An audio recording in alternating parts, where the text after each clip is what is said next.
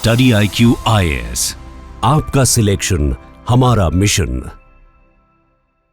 दोस्तों अगस्त 2021 में खबर आई कि यूएस आर्म्ड फोर्सेस ने अफगानिस्तान से कंप्लीटली विथड्रॉ कर लिया है।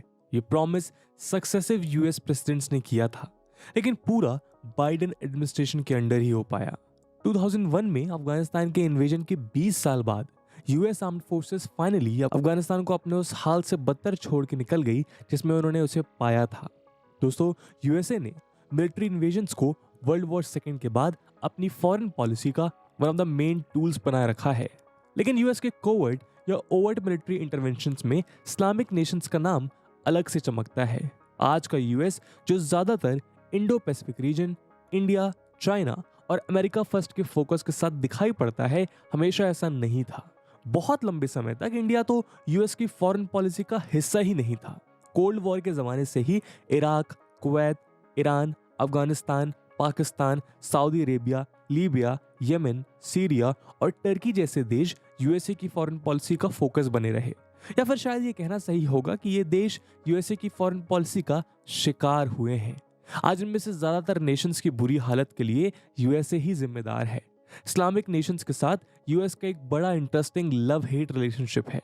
आज के इस वीडियो में हम एक्सप्लोर करेंगे प्यार, एक्साइटमेंट और धोखे से भरी यूएस और इस्लामिक नेशंस की रिलेशनशिप, जिसमें किसी भी रिलेशनशिप की तरह बहुत से ब्रेकअप्स और पैचअप्स, पावर ट्रिप्स और ईगो ट्रिप्स देखने को मिलते हैं। जानेंगे क्या है वो वजह जिनने यूएस को इस्लामिक नेशंस के साथ लंबे समय तक इन्वॉल्व रखा है। इस वीडियो के थ्रू आपको इंटरनेशनल रिलेशंस के कड़वे सच के बारे में भी पता चलेगा। आपको दिखाएंगे कि human rights, religious freedoms, democratic governments, generosity और फ्रेंडशिप जैसी वैल्यूज जिनका चैंपियन दुनिया के सामने अक्सर यूएस बन के खड़ा होता है, इनके लिए इंटरनेशनल रिलेशंस और फॉरेन पॉलिसी में कोई जगह नहीं है। साथ ही मैं आपको बता दूं कि इस टॉपिक की रेलेवेंस यूपीएससी मेंस के पर्सपेक्टिव से काफी ज्यादा है। दोस्तों कहानी की शुरुआत होती है दो थीम से, cold war and crude oil. Basically second world war के बाद दो मेजर सुपर पावर्स बची थी, इंपीरियल जापान को हराने वाला यूएसए और नाजी जर्मनी को हराने वाला यूएसएसआर। डेमोक्रेसी और कम्युनिज्म जैसी ऑपोजिंग आइडियोलॉजीज पर बेस्ड होने के कारण इन दोनों सुपर पावर्स के बीच कोऑपरेशन का कोई स्कोप ही नहीं था। इनकी राइवलरी को कोल्ड वॉर कहा ही इसलिए जाता है क्योंकि कोई डायरेक्ट लार्ज स्केल फाइटिंग की जगह रीजनल प्रॉक्सी वॉर्स के थ्रू ये दोनों कंट्रीज अपने इन्फ्लुएंस को बनाने में लगी रहीं। इस दौरान अमेरिका की फॉरेन पॉलिसी ट्रूमैन डॉक्ट्रिन पर बेस्ड थी, जिसके अनुसार दुनिया में कहीं भी डेमोक्रेसी को खतरा दुनिया भर की डेमोक्रेसी के खतरे के बराबर था। इसके एग्जैक्ट सोशलिस्ट काउंटरपार्ट यूएसएसआर में ब्रेजनेव डॉक्ट्रिन थी। ये दोनों कंट्रीज कोल्ड वॉर को परपेचुएट करने के इंस्ट्रूमेंट्स बनी। कोल्ड वॉर बहुत से फ्रंट्स पर लड़ा गया, जैसे न्यूक्लियर आर्सेनल का buildup, conventional military deployment, psychological warfare, propaganda campaigns, espionage, embargoes या सैंक्शंस, स्पोर्ट्स इवेंट्स में राइवलरी और टेक्नोलॉजिकल कॉम्पिटिशंस जैसे कि स्पेस रेस। कोल्ड वॉर का एक मेजर कॉन्टेस्ट क्रूड ऑयल पर कंट्रोल को लेकर भी हुआ। वर्ल्ड वॉर सेकेंड से पहले ही यूनाइटेड स्टेट्स ने मिडिल ईस्टर्न कंट्रीज को highly skilled petroleum engineers provide किए थे। साथ ही 1928 के रेड लाइन एग्रीमेंट और 1944 के एंग्लो अमेरिकन पेट्रोलियम एग्रीमेंट के थ्रू यूएस और उसके यूरोपियन अलाइज ऑयल इंडस्ट्री में कार्टेलाइजेशन और मोनोपोल्स के थ्रू अपना दबदबा बनाना चाहते थे। इसके लिए जरूरी था कि कोई भी मिडिल ईस्टर्न स्टेट बहुत पावरफुल ना बन सके। इसे समझने के लिए American president Franklin D Roosevelt का ब्रिटिश एम्बेसडर के लिए 1944 का आप एक स्टेटमेंट सुनिए। Persian oil is yours, we share the oil of Iraq and Kuwait, as for Saudi Arabian oil it's ours. लेकिन दोस्तों याद रखें कि वर्ल्ड वॉर सेकेंड के बाद का time anti colonial national politics का टाइम था और मिडिल ईस्ट कोई एक्सेप्शन नहीं था। यहाँ भी इंडिया की तरह नेशनलिस्टिक पॉलिटिकल ग्रुप्स पॉपुलर होते जा रहे थे, जो इंग्लिश और फ्रेंच कॉलोनियल पावर्स के लिए बड़ा सरदर्द बन रहे थे। क्लियरली मिडिल ईस्ट में एक पावर वॉइड क्रिएट हो रहा था और यूएस ने वॉइड को भरने का फैसला कर लिया था। दोस्तों कहानी के पहले पड़ाव की तरफ चलते हैं, जो है सीरिया। 1946 में सीरिया न्यूली इंडिपेंडेंट रिपब्लिक बना, लेकिन 1949 में ही एक मिलिट्री कू हुई जिसमें आर्मी चीफ ऑफ स्टाफ को CIA की मदद मिली। इस वजह से एक स्टेबल डेमोक्रेसी मिलिट्री डिक्टेटरशिप की तरफ ढकेल दी गई। पावर में आते ही सीरियन डिक्टेटर जाइम ने उसको बेनिफिट करने वाले बहुत से डिसीजंस लिए। ट्रांस अरेबियन पाइपलाइन यानी टैप लाइन को अप्रूव कर दिया गया, जो सऊदी ऑयल को मेडिटेरेनियन पोर्ट्स तक ट्रांसपोर्ट करने का एक अमेरिकन प्रोजेक्ट था। इसके अलावा सीरिया के डिक्टेटर ने लोकल कम्युनिस्ट पर क्रैकडाउन इनिशिएट कर दिया और अमेरिकन एलाइज इजराइल और टर्की के साथ रिलेशनशिप्स भी बेहतर किए। लेकिन जाइम की रेन शॉर्ट लिव्ड रही। फ्यूचर में CIA ने और भी कई कू प्लान किए और अपने पपट को इंस्टॉल करने की पूरी कोशिश की। जब मन की बात पूरी हुई तो सीरिया USA का one of the most trusted partners बताया गया। लेकिन 1986 में US secretary of state Alexander Haig ने सीरिया को दुनिया का सबसे बड़ा स्टेट स्पॉन्सर ऑफ टेररिज्म बताया। और 1991 में जब सीरिया ने इराक में US के द्वारा किए गए इन्वेजन को अपोज किया तो US ये सारा कोऑपरेशन भूलकर एक कंप्लीटली एंटी सीरिया पॉलिसी की तरफ बढ़ गया। दरअसल इराक वॉर के समय सीरिया किसी भी सोवन स्टेट की तरह एक इंडिपेंडेंट फॉरेन पॉलिसी अपनाने की कोशिश कर रहा था, जो USA को अनएक्सेप्टेबल लगने लगा।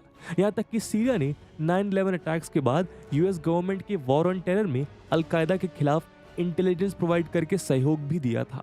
लेकिन इसके बहुत पहले ही US ने सीरिया को टेररिस्ट स्टेट का दर्जा देके इलेजिटिमाइज कर दिया था। दोस्तों, बात यहीं खत्म नहीं होती थी।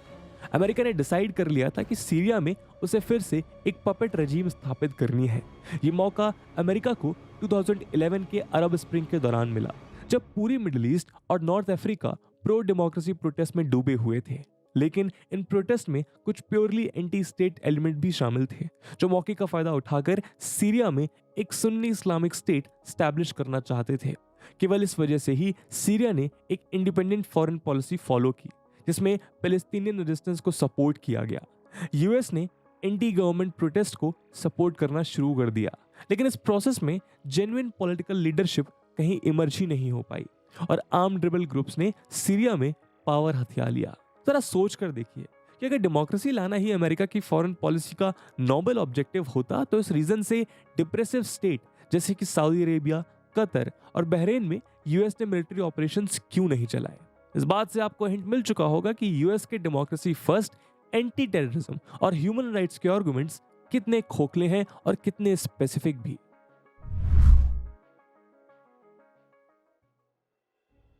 दोस्तों, आपको जान के शायद हैरानी हो कि 1950s में ईरान एक वाइब्रेंट डेमोक्रेसी थी, जहां UK की तरह एक prime minister as head of government और शाह as formal head of state थे, जिसे डेमोक्रेसी के वर्ल्ड चैंपियन USA ने अपने इंटरेस्ट के लिए मोनार्की में कन्वर्ट कर दिया। और फाइनली आज ईरान एक थियोक्रेसी यानी रिलीजियस स्टेट है। पूरी दुनिया की तरह ईरान में भी नेशनलिस्ट लीडर मोहम्मद मुसादिक 1951 में प्राइम मिनिस्टर बने। नेशनल इंटरेस्ट में मोहम्मद ने ईरानियन ऑयल इंडस्ट्री को नेशनलाइज करने का फैसला लिया, जो अब तक ब्रिटिश ओनरशिप वाली एंग्लो ईरानियन ऑयल कंपनी की डोमिनेंस में थी। लेकिन शाह ऑफ ईरान मोहम्मद रेजा पहलवी नेशनलाइजेशन के खिलाफ थे, क्योंकि उन्हें डर था कि इस वजह से ईरान पे ट्रेड सैंक्शंस लगा दिए जाएंगे। साथ ही ईरानियन ऑयल इंडस्ट्री के वर्कर्स को इस सिचुएशन में जॉबलेसनेस का डर सता रहा था। सैंक्शंस लगाए गए और ईरान में राइट्स शुरू हो गए। शाह ने मुसादिक से रेजिग्नेशन की मांग की, जिसे मुसादिक ने रिफ्यूज कर दिया। मुसादिक ने कम्युनिस्ट पार्टी को छूट दे रखी थी, जिस वजह से उन्हें ईरान में सोवियत इन्फ्लुएंस का डर सता रहा था। 1952 में CIA और ब्रिटेन की MI6 ने मोहम्मद मुसादिक को हटाने का प्लान बना लिया था। ऑपरेशन का कोड नेम दिया गया ऑपरेशन अजाक्स, जिसके लिए CIA ने $1 मिलियन का बजट भी तैयार किया। अगस्त 22, 1953 को मुसादिक की डेमोक्रेटिक गवर्नमेंट को ओवरथ्रो कर दिया गया और प्रो US शाह को पावर में लाया गया। कू से पहले ईरान की nationalist PSU Anglo Iranian oil company AIOC का ईरान के ऑयल पर कंट्रोल था, लेकिन इसके बाद 1954 में इस कंपनी का नाम बदल के ब्रिटिश पेट्रोलियम कर दिया गया, जिसके पास 40% ऑयल रिसोर्सेज थे। बाकी 40% US ऑयल कंपनीज को दे दिया गया और कुछ हिस्सा डच और फ्रेंच कंपनीज को। काफी समय तक ईरान US का क्लोजेस्ट एलाई बना रहा और US ने शाह की ब्रूटल सीक्रेट पुलिस को फंड भी किया। यहाँ तक कि US, जो आज ईरान की डीन्यूक्लियराइजेशन का सबसे बड़ा एडवोकेट है, उसने ही ईरान का न्यूक्लियर प्रोग्राम 1957 में न्यूक्लियर रिएक्टर और न्यूक्लियर फ्यूल देकर और 1967 में वेपन्स ग्रेड एनरिच्ड यूरेनियम देकर शुरू करवाया था। लेकिन 1979 में अचानक हुई रिवॉल्यूशन ने सारा खेल पलट दिया। प्रो US शाह को रिप्लेस करके पब्लिक सपोर्ट के साथ anti American supreme religious leader अयतुल्ला Ruhollah Khomeini power में आ गए। इसके बाद से ईरान और यूएसए के बीच डिप्लोमेटिक रिलेशंस खत्म कर दिए गए और स्विट्जरलैंड और पाकिस्तान की इंटरमीडिएशन के थ्रू आज यूएस और ईरान एक दूसरे से कम्युनिकेट करते हैं। अब तक दोस्तों आपको ये तो समझ आ गया होगा कि यूएसए अपने सेल्फिश मोटिव्स को पूरा करने के लिए किस हद तक जा सकता है, लेकिन इजिप्ट में ही सुएज कैनाल क्राइसिस इन सारी हदों को पार करने वाला इवेंट था। यहाँ यूएस ने अपने पुराने एलाई ब्रिटेन को भी नहीं छोड़ा। इसके बाद ब्रिटेन ने हमेशा के लिए सुपर पावर टाक खो दिया और यूएसए मिडिल ईस्ट में अकेला सुपर पावर बचा। दरअसल सुएज कैनाल इजिप्ट का एक आर्टिफिशियल वाटरवे है जो मेडिटेरेनियन और इंडियन ओशंस को लिंक करता है और यूरोप और यूएसए तक मिडिल ईस्टर्न ऑयल पहुंचाने के लिए काफी क्रूशल है। 1950s में इजिप्ट के लीडर अब्दुल नसीर थे। यूं तो उन्होंने 1954 में यूएस मिलिट्री एड एक्सेप्ट की, लेकिन इस एड के बदले इजिप्शियन बिजनेसेस और पॉलिटिक्स में कॉलोनियलिज्म की लाइंस पर किए जाने वाले यूएस इंटरफेरेंस से इजिप्ट तंग आ चुका था। 1954 में नसीर ने यूएसएसआर के साथ आर्म्स डील साइन की जो यूएस के लिए खतरे की घंटी बजने के लिए काफी था। आग में घी का काम किया नसीर द्वारा 26 जुलाई 1956 को सुएज कैनाल को नेशनलाइज करने ने। इसके पहले सुएज कैनाल को सुएज कैनाल कंपनी नाम की एक फॉरेन ओन्ड फर्म एडमिनिस्टर कर दी थी, जिसमें प्राइमरीली ब्रिटिश और फ्रेंच शेयर होल्डिंग रखते थे। 29 अक्टूबर 1956 को इजराइल ने इजिप्ट को इन्वेड किया और पीछे पीछे साथ आए यूके और फ्रांस। ऑब्जेक्टिव क्लियर था, सुएज कैनाल का कंट्रोल वेस्टर्न पावर्स के लिए रिगेन करना और इजिप्शियन प्रेसिडेंट अब्दुल नसीर को डिथ्रोन करना। लेकिन यहाँ एंट्री होती है यूएस की। यूनाइटेड स्टेट्स, सोवियत यूनियन और यूनाइटेड नेशंस ने मिलकर पॉलिटिकल प्रेशर बनाया, जिस वजह से इन्वेडर्स को वापस मुड़ना पड़ा। यूनाइटेड किंगडम और फ्रांस का ऐसा ह्यूमिलेशन ग्लोबल लेवल पर पहले कभी नहीं हुआ था। किसी को उम्मीद नहीं थी कि यूएस अपने वेस्टर्न अलाइज के अगेंस्ट जा सकता है और आखिरकार यूके और फ्रांस को अपने हाथ वापस खींचने पड़े। दोस्तों आपको याद होगा कि पुराना यूएस एलाई ईरान 1979 की रिवॉल्यूशन के बाद यूएस का सबसे बड़ा दुश्मन बन चुका था। ईरान से जुड़ा उसका वेस्टर्न नेबर है इराक। 1980 में सद्दाम हुसैन रूल्ड इराक ने अयतुल्ला खमीनी रूल्ड ईरान को इन्वेड किया। इस इन्वेजन में इराक को यूएस से monetary assistance, armaments, dual use technology और ईरान के ऊपर सैंक्शंस के थ्रू पूरा कोऑपरेशन मिला। बावजूद इसके कि यूनाइटेड स्टेट्स को पता था कि इराक के पास केमिकल वेपन्स मौजूद हैं जिसे वो लड़ाई में इस्तेमाल कर सकता है। याद रहे, सीरिया का इन्वेजन यूएस ने केमिकल वेपन्स के प्रेजेंस का हवाला देकर ही किया था। ये मूव क्लियरली 1925 जेनेवा प्रोटोकॉल का वायलेशन थी। लेकिन शेमलेसनेस की हद तब पार हो गई जब 1980 में यूएस ने इजराइल को परमिशन दी कि अमेरिकन वेपन्स ईरान को बेचे जा सकें। दोनों तरफ यूएसए के pure economic and geopolitical interest पूरे हो रहे थे। लेकिन 1991 के गल्फ वॉर में कुछ और ही हुआ। जब इराक ने कुवैत को इन्वेड किया तो 35 कंट्रीज की कोएलिशन बनाई गई, जिसकी 73% फोर्सेस के साथ नेतृत्व यूनाइटेड स्टेट्स कर रहा था। दरअसल इराक कोल्ड वॉर के दौरान यूएसएसआर का एलाई रहा था। यूनाइटेड नेशनल सिक्योरिटी काउंसिल ने रेजोल्यूशन 660 के थ्रू इराक के कुवैत इन्वेजन को कंडेम किया। इराकी फोर्सेस का अनकंडीशनली विड्रॉल डिमांड किया। खैर 28 फरवरी 1991 को वॉर इराक के विड्रॉल के साथ एंड हुआ। लेकिन 2003 में यूएस ने जॉर्ज डब्ल्यू बुश की लीडरशिप में terrorism, weapons of mass destruction और डिक्टेटरशिप का हवाला देकर इराक का फिर से इन्वेजन किया। इस बार ऑब्जेक्टिव क्लियरली सद्दाम हुसैन को टॉपल कर 9/11 अटैक्स के लिए बलि का बकरा ढूंढना और ऑयल रिसोर्सेज पर कंट्रोल जमाना था। तो हमने यूएस का बहुत से इस्लामिक नेशंस के साथ इंटरेस्ट डिस्कस किया, लेकिन सबसे चर्चित केस तो अफगानिस्तान है। कॉन्फ्लिक्ट की फाउंडेशन 1978 की सौर रिवॉल्यूशन में रखी जा चुकी थी, जब एक कू के जरिए अफगानिस्तान की कम्युनिस्ट पार्टी ने पावर हासिल कर ली। इसके बाद कुछ रेडिकल मॉडर्नाइजेशन और लैंड रिफॉर्म्स इनिशिएट किए गए जो ट्रेडिशनल रूरल पॉपुलेशन को पसंद नहीं आए। साथ ही नई गवर्नमेंट ने ऑपरेशन को सप्रेस किया और बहुत से पॉलिटिकल प्रिजनर्स को एग्जीक्यूट भी कर दिया। इस वजह से एंटी गवर्नमेंट आर्म्ड ग्रुप्स खड़े हो गए। इसी बीच कम्युनिस्ट पार्टी के प्रो यूएसएसआर जनरल सेक्रेटरी नूर मोहम्मद तराकी को उनके सेकंड इन कमांड हफिजुल्लाह अमीन द्वारा असैसिनेट कर दिया गया, जो कि प्रो यूएसए थे।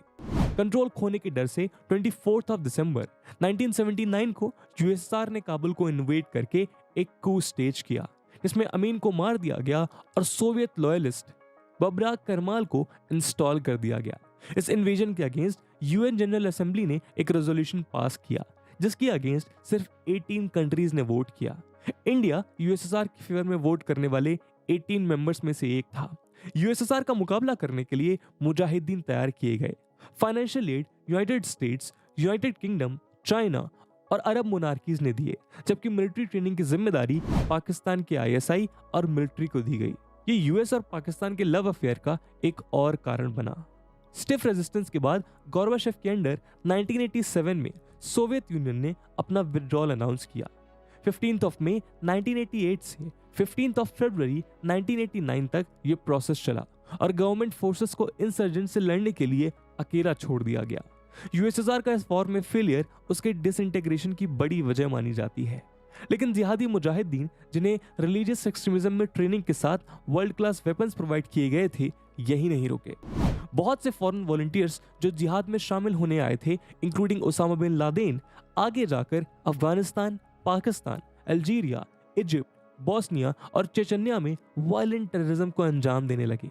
याद करें कि कश्मीर में मिलिट्री का सबसे वायलेंट फेज लेट 1980s में ही देखने को मिला था, जब कश्मीरी पंडित्स का अनफॉर्चुनेट जेनोसाइड और माइग्रेशन भी हुआ। दुनिया भर में होने वाले टेररिस्ट अटैक्स, इंक्लूडिंग 9/11, इसी यूएस जनरेटेड प्रॉब्लम का मैनिफेस्टेशन है। ऐसा कहा गया है कि ये केओस अवॉइड किया जा सकता था अगर बुश एडमिनिस्ट्रेशन सोवियत यूनियन के साथ अफगानिस्तान में एक स्टेबल कोalition गवर्नमेंट का समर्थन करती। ऐसे केस में तब से लेकर आज तक तालिबान, अलकायदा और आईएसआईएस जैसे एक्सट्रीमिस्ट ग्रुप्स का इम्पैक्ट सारी दुनिया झेलने से बच जाती। एक्सपर्ट्स का मानना है कि यूएस द्वारा सपोर्टेड ये रेडिकलाइज्ड मुजाहिदीन फाइटर्स ही आगे चलकर टेररिस्ट बने। इन्हें ब्रीड करने के लिए बस एक फर्टाइल सॉइल की जरूरत थी, जो यूएसए ने अफगानिस्तान और इराक में अपने इन्वेजन के बाद क्रिएट कर दी थी। दोस्तों, यूएस के इस्लामिक नेशंस के साथ रिलेशनशिप की बात करें और सऊदी अरेबिया का नाम ना आए, ऐसा हो नहीं सकता। एक मोनार्की और इस्लामिक स्टेट वर्सेस एक सेकुलर डेमोक्रेटिक रिपब्लिक के इनहेरेंट कॉन्ट्रडिक्शंस के बावजूद सऊदी अरेबिया और यूएसए की रिलेशनशिप मिडिल ईस्ट में one of the most stable relationships का एग्जांपल है। सऊदी अरेबिया 1930s से ही यूएस का स्ट्रेटेजिक अलाई रहा है। ये स्टेबल रिलेशनशिप बहुत ही सिंपल दो प्रिंसिपल्स पर टिकी रही है। यूएस का सऊदी की रॉयल फैमिली के लिए अनकंडीशनल मिलिट्री एड और सारी ह्यूमन राइट वायलेशंस और एट्रोसिटीज को अनदेखा करना। बदले में सऊदी का यूएस के लिए डॉलर में denominated low price reliable oil supply along with US foreign policy के लिए अनकंडीशनल सपोर्ट। कोल्ड वॉर में कम्युनिस्ट के खिलाफ दोनों नेशंस हमेशा साथ खड़ी रहीं। अफगानिस्तान में सोवियत इन्वेजन के खिलाफ और कुवैत में ईरान इन्वेजन के खिलाफ भी यूएस और सऊदी अरेबिया का स्टैंड सेम लाइंस पर ही रहा। 1990 और 91 के गल्फ वॉर के दौरान भी यूएस ने सऊदी अरेबिया में ग्राउंड ट्रूप स्टेशन रखे।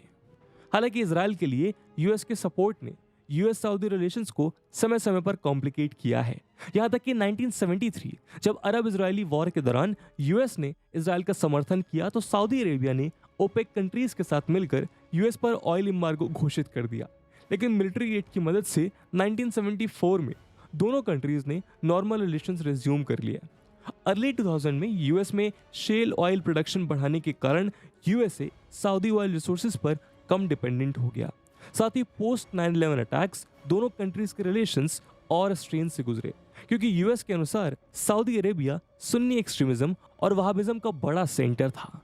ओसामा बिन लादेन भी सऊदी अरेबिया में ही बॉर्न हुआ था, लेकिन मैच्योरिटी दिखाते हुए दोनों नेशंस ने वॉर ऑन टेरर पर कोऑपरेट किया। दरअसल सऊदी अरेबिया खुद कुछ वायलेंट टेररिस्ट ऑर्गेनाइजेशंस के खिलाफ लड़ रहा था, जो अन्य मुस्लिम कंट्रीज में रह के सऊदी के लिए खतरा बनती जा रही थी। रिसेंटली 2018 में जमाल खशोगी नाम के डिसेंट जर्नलिस्ट का इस्तांबुल में सऊदी एम्बेसी में कोल्ड ब्लडेड मर्डर होने के बाद यूएसए के लिए अपनी पब्लिक को ह्यूमन राइट वायलेशंस पर जवाब देना मुश्किल हो गया। इस वजह से कुछ समय तक दोनों देशों के रिलेशंस म्यूटेड रहे। लेकिन जब जो बाइडेन की रिसेंट विजिट में सऊदी प्रिंस को फर्स्ट बम के साथ ग्रीट किया गया, तो ये क्लियर हो गया कि यूएस के लिए हाई ऑयल प्राइसेस के आगे ह्यूमन राइट्स की कोई खास जगह नहीं है।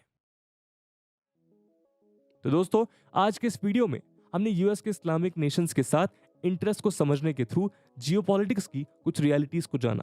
लेकिन एक बात आपको क्लियर होनी चाहिए कि यूएस का मिडिल ईस्ट में इंटरेस्ट किसी रिलीजन पर नहीं बल्कि प्योरली इकोनॉमिक और जियोपॉलिटिकल ग्रीड पर आधारित था। मिसाल के लिए ज्यूइश स्टेट इजराइल को ही ले लीजिए।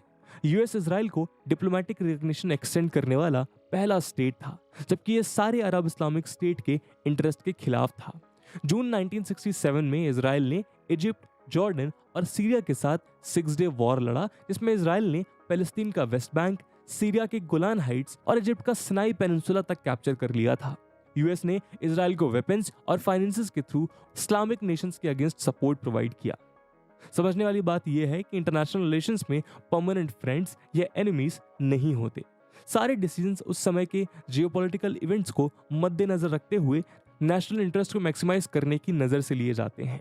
तो दोस्तों, आज के एनालिसिस को हम यहीं खत्म करते हैं। आई होप आपको ये वीडियो पसंद आई होगी, और जैसा कि वीडियो के पहले भाग में बताया गया कि इस वीडियो की इंपॉर्टेंस यूपीएससी मेंस के पर्सपेक्टिव से काफी ज्यादा है, और उसी इंपॉर्टेंस को देखते हुए एक सवाल हम आपके लिए छोड़कर जा रहे हैं जिसको आपको कमेंट सेक्शन में आंसर करना है।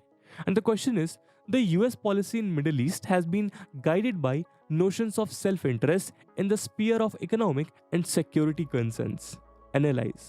And with this question, my friends, that's it for the video. I hope आपको वीडियो पसंद आया होगा, और अगर पसंद आया है तो अपने दोस्तों के साथ साझा करना बिल्कुल मत भूलिएगा। हम मिलते हैं अगले वीडियो में, तब तक के लिए जय हिंद, जय भारत। स्टडी IQ IAS, आपका सिलेक्शन हमारा मिशन।